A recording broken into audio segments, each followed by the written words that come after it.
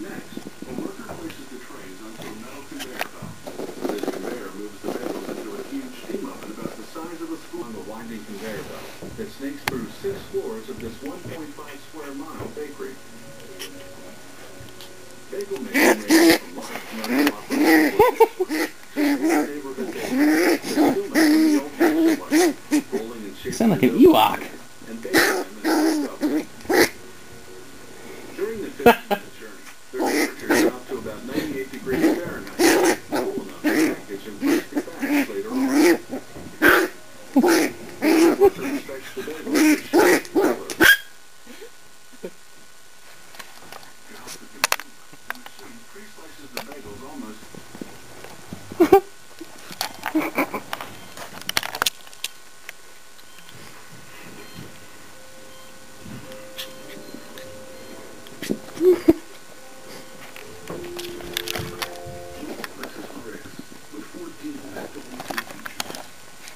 Where'd you go?